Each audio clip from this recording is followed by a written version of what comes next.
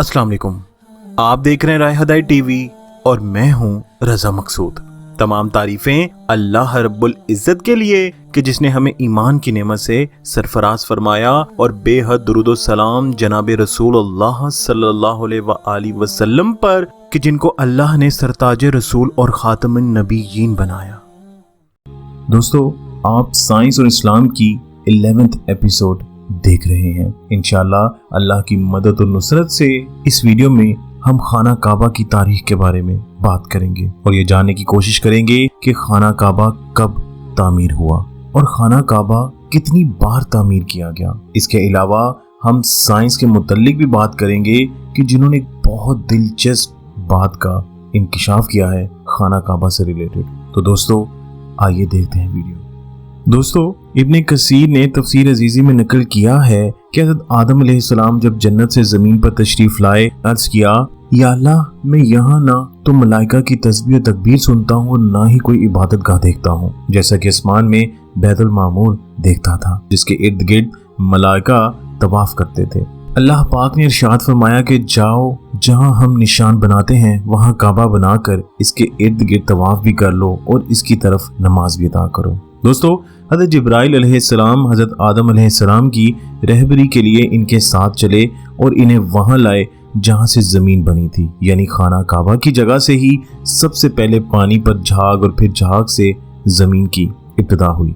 जिब्रील अमीन अलैहिस्सलाम वहां अपना पर मार कर सातों ज़मीन तक बुनियाद डाल दी, जिसको मलाइका ने 5 पहाड़ों के पत्थरों से भरा, जिसमें कोई लिबनान, कोई तूर, जोदी, हरा और तूर ज़ैता से बुनियाद भर कर निशान के लिए हर 4 तरफ को दीवार उठा दी। इस तरफ मुंह करके आदम अलैहिस्सलाम नमाज पढ़ते रहे और इसका तवाफ भी करते रहे। दोस्तों, बाज रवायात में आता है कि बैतुल मामूर को इस बुनियाद पर रखा गया। तूफान नूह में बैतुल मामूर को उठा लिया गया और काबे की जगह ऊंचे ठेले की तरह रह गई। लोग यहाँ आते और बरकत की दुआ मांगते रहे। इसके बाद हज़रत इब्राहीम अलैहिस्सलाम आए। हज़रत इब्राहीम अलैहिस्सलाम ने जब हज़रत हाजरा अलैहिस्सलाम और अपने बेटे इस्माइल अलैहिस्सलाम को यहाँ छोड़ा और यहाँ आबादी हो गई, तो हज़रत इब्राहीम अलैहिस्सलाम को हुक्म दिया गया कि इस्माइल अलैहिस्सलाम को साथ लेकर काबा तामीर करो। एक बादल का टुकड़ा भेजकर काबे की हद को वाज़े किया गया और हज़रत जिब्राइल अलैहिस्सलाम ने खत खींच दिया। हज़रत इब्राहीम अलैहिस्सलाम ने हज़रत आदम अलैहिस्सलाम के ज़माने की बुनियादों पर ही इमारत तामीर फरमाई। दोस्तों, काबा शरीफ की बुलंदी 9 हाथ, रुकने अस्वद से रुकने शामी तक 33 हाथ, रुकने गरबी से रुकने यमानी तक 31 हाथ, रुकने यमानी से रुकने अस्वद तक 20 हाथ और रुकने शामी से रुकने गरबी तक 22 हाथ। यानी काबा इस वक्त रेक्टेंगल था, लेकिन लेंथ और विड्थ की एक दीवार मामूली छोटी थी। दरवाजे 2 बनाए गए थे जो जमीन के साथ मिले हुए थे। खैर दोस्तों, हज़रत इब्राहीम अलैहिस्सलाम ने काबे को तामीर फरमाया और हज़रत इस्माइल अलैहिस्सलाम ने पत्थर गारा वगैरह देते थे। सुभान अल्लाह, किस शान से अल्लाह का घर तामीर हुआ। खैर दोस्तों, हज़रत इब्राहीम अलैहिस्सलाम के बाद खाना काबा जुज़वी तौर पर मुख्तलिफ वक्तों में तामीर हुआ। एक मरतबा अमालका और जरहम ने इसे तामीर किया और इसके बाद कुसै बिन किलाब ने इसकी तामीर की, जिसमें छत दरख्त मुकल की लकड़ी की बनाई, जिसमें बजाय तख्तियों के खरमे की लकड़ी डाली। खैर दोस्तों, इसके बाद कुरैश का वक्त आता है। कुरैश के वक्त में एक औरत खाना काबा को खुशबू लगाया करती थी। एक बार अचानक इससे शोला उठा और छत जल गई और दीवार पहले ही बोसीदा हो चुकी थी। इसलिए कुरैश ने फैसला किया कि खाना काबा को मुकम्मल तौर पे नया तामीर किया जाए।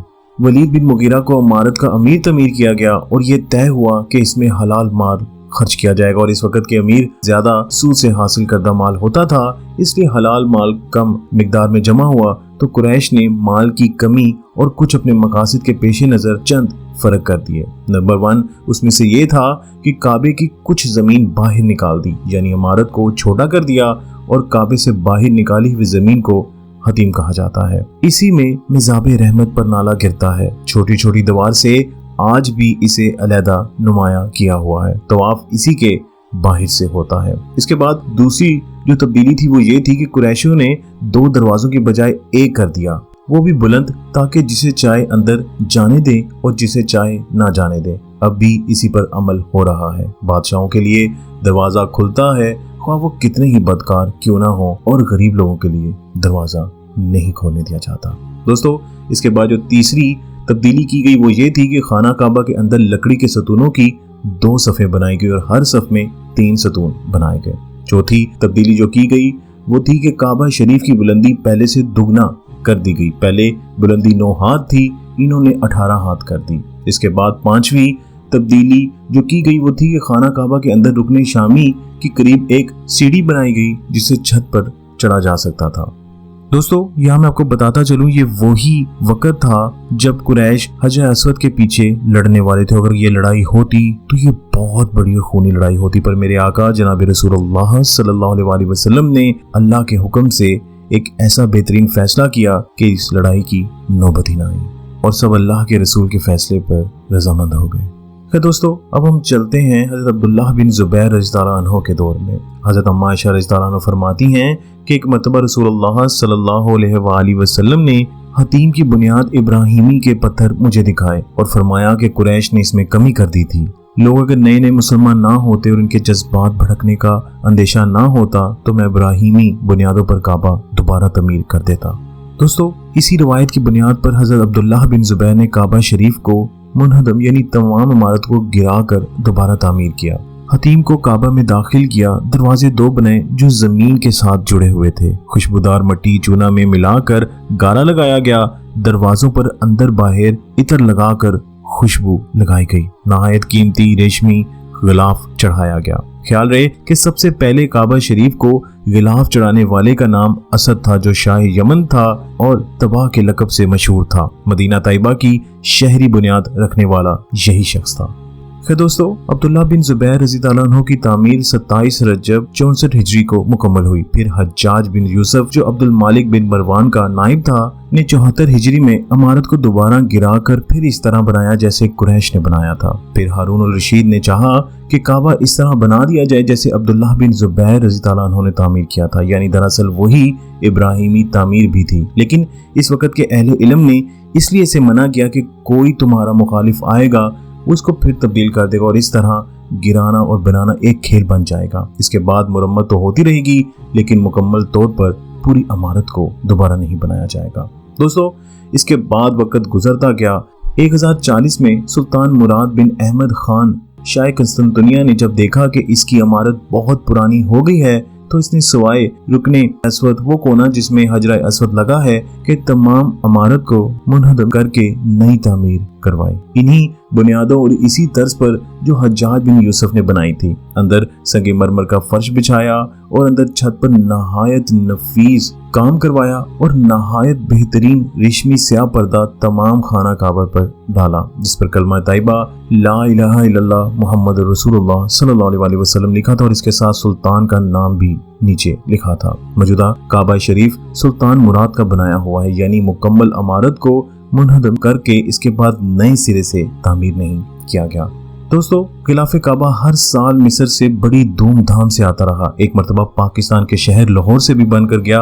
पहले ये तरीका था कि पुराना गिलाफा काबा लोगों में तबरुक के तौर पर बांध दिया जाता, लेकिन अब गिलाफा काबा सऊदीया में ही बनता है और इस पर शाह सऊद का नाम होता है।